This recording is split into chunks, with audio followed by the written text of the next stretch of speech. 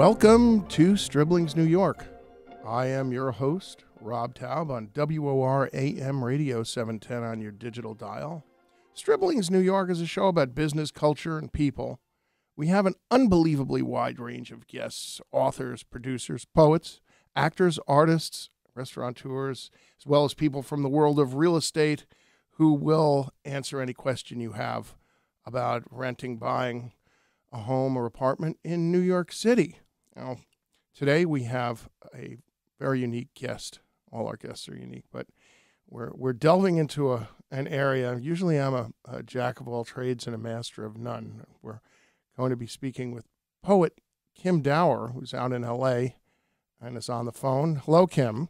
Hey, Rob. How are you? Okay, so I saw you read your poetry at a Barnes & Noble on the Upper West Side a few years ago, and I was really wowed by it because my knowledge of poetry is I had to recite Chaucer so many times my sophomore year in high school that my professor told me, one day when you're 60 years old, he really said this, you will still be able to say this. Now, I don't have notes in front of me, and I can say, Wander predo with hirsure suta, the drote of Marcia has pierced to the ruta. I can go on. Yeah.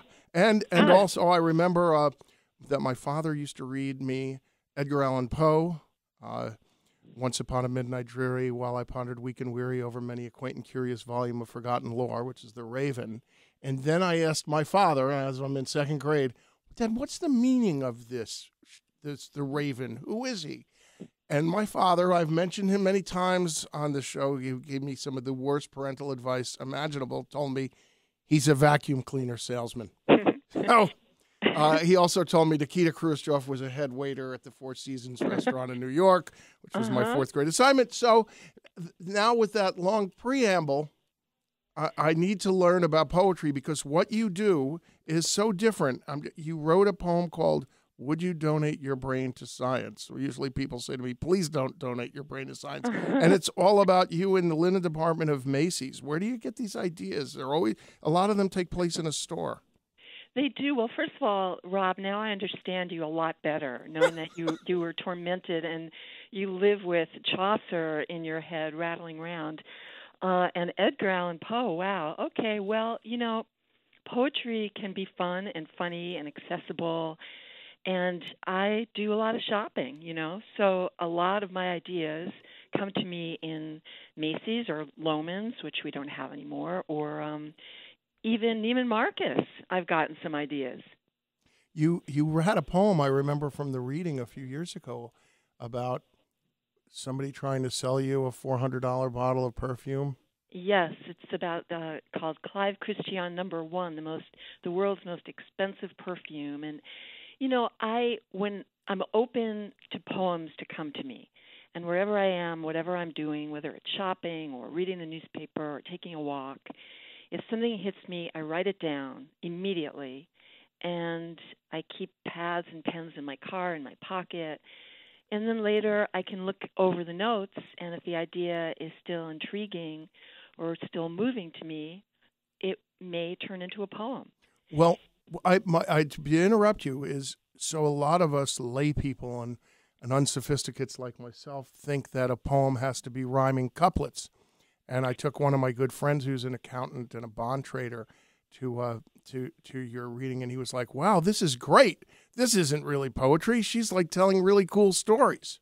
Oh, wow. Well, that's great and bad. I mean, it is really poetry, and there's a lot of Well, he doesn't know. I mean, he's meant that as a compliment. Yes, no, I know. But sadly, I think it's changing now. Poetry is all over. It's on the Internet. People are teaching it in school. There's slams. There's all kinds of poetry all around us, and I wish everyone would go celebrate it. April is National Poetry Month, and there's so much to read and so much to hear and listen to, and poetry's music. So I hope you come to Barnes & Noble again this week, Rob. I'm going to be there. So you wrote a poem called 13 Knishes. I did. And about your friend brings me 13 knishes from Brighton Beach, carries them in a plastic bag on the airplane from New York to L.A.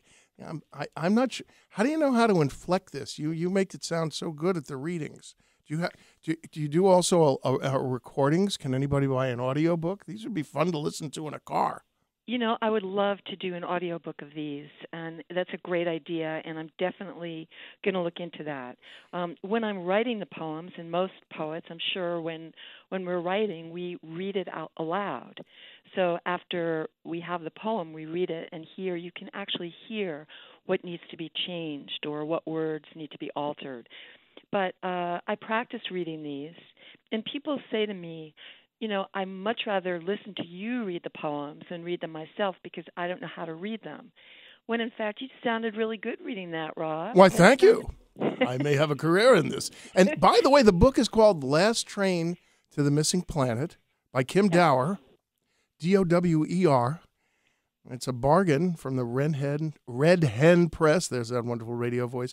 $17.95, and a really great cover design by Madeline Crowley. I love this. Should we go to a website for you? Sure. You can go to www.kimdowerpoetry.com. And this is my third book, and a lot of the poems, as you've noted, are funny. They're just about basically the minutiae of everyday life. They're moments that maybe you've experienced too, and that's the beauty of poetry, that a reader will see his or her own life in our poems. That's what we want. So, do you like knishes, Rob? I love knishes, of course. I don't know. We're allowed to eat. I'm really not a particularly observant Jew, so I don't know if it's a shanda for me to have one at Passover. But I don't know.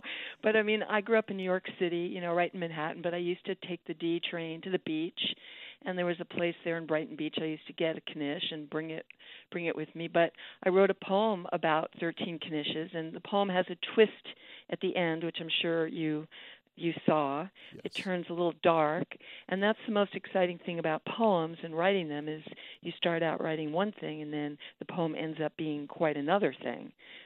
And that's what we hope to do with poetry is pull out things that maybe were not on the surface.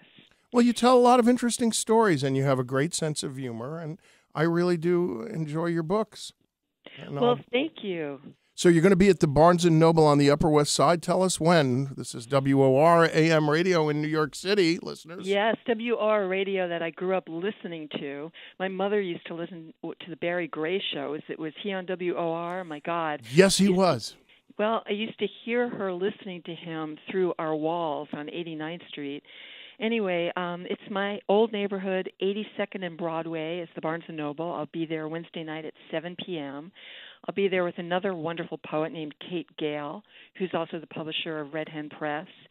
And an old, wonderful friend is going to be introducing us, Lee Haber, who is the book editor of O Magazine. So it's going to be quite a party. And I can't wait to see you and read 13 knishes. I will dedicate that to you. How's that? Thank you very much. Thanks for coming on the show. And I really enjoyed the book. I wouldn't say so if I didn't. And Last Train to the Missing Planet. It's a really cool cover and kind of psychedelic and got skies and clouds and planets and some a dog, everything. I'll tell you this. There used to be on the original cover, there was a conductor and a little boy. And it made no sense to me. So we killed the conductor and we got rid of the little boy. We just sent him away. And, so we just have the woman and the dog. Just, a little background on the cover, Rob. Well, I like that very much. And I think you and I are very similar because just based on reading your poems and what happens to you in stores and the kind of people you meet, we attract very eccentric people. Some of them certifiably insane, but I think you and I are okay. Kim, I'll see you soon. Thanks for joining us. Thank you so much, Rob. Bye. Okay. Bye.